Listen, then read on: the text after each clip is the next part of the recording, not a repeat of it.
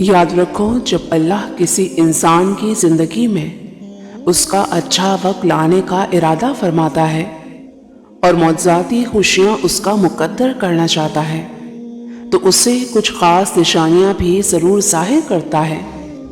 یقیناً آج تم اپنی زندگی میں انتہائی مشکل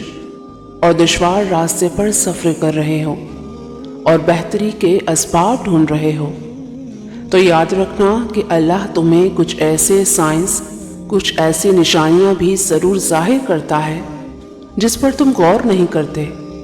دیکھو، کوئی ایسا قفل نہیں جسے کھولا نہ جا سکے، اور نہ کوئی ایسا حال ہے جس میں تبدیلی نہ آتی ہو، اور ممکن ہے جسے آج تم پریشانی سمجھ رہے ہو وہ ہو سکتا ہے کسی اچھے وقت کا آغاز ہو۔ یاد کرو وہ وقت جب حضرت یوسف علیہ السلام کو بادشاہی کا خواب دکھایا، والد کو بھی پتہ چل گیا ایک موجودہ نبی ہے تو دوسرا مستقبل کا نبی ہے، مگر دونوں کو ہوا تک لگنے نہ دی کہ یہ کیسے ہوگا۔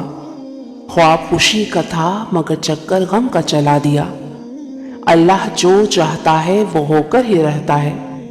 مگر لوگ نہیں سمجھ پاتے۔ میرا رب خود تم سے فرماتا ہے کہ تم ہر برسات میں دیکھتے ہو کہ اللہ نے پانی برسایا اور یکایک مردہ پڑی ہوئی زمین میں اس کی بدولت جان ڈال دی۔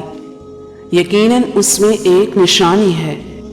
دیکھو، زندگی کتنی ہی مشکل ادوار سے گزر رہی ہو، اگر تم اس وقت سچے دل کے ساتھ اپنے رب سے یہ اعتراف کرتے ہو نا کہ جو مشکل مجھ پر آئی ہے وہ اللہ کے اذن سے آئی ہے اور اسی کے حکم سے ٹل جانی ہے، تو اللہ تعالیٰ تمہارے دل کو فوراً صبر و تسلیم کی توفیق دے دیتا ہے،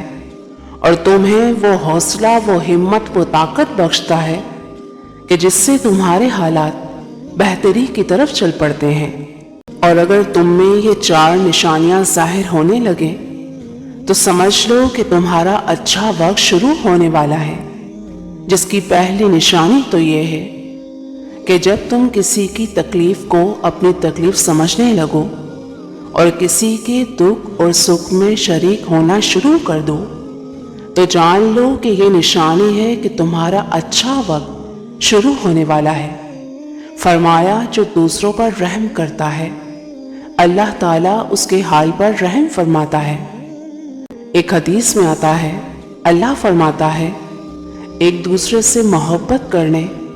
رحم کھانے اور شفقت اور مہربانی کرنے میں ایمان والوں کی مثال انسانی جسم کی طرح ہے کہ جس کے ایک عضو کو تکلیف ہوتی ہے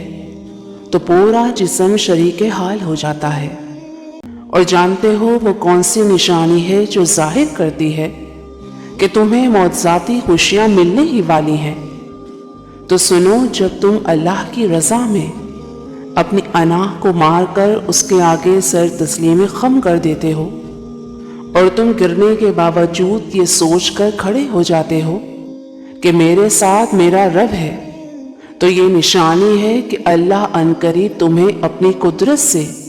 وہ حیران کن خوشیاں نصیب کرے گا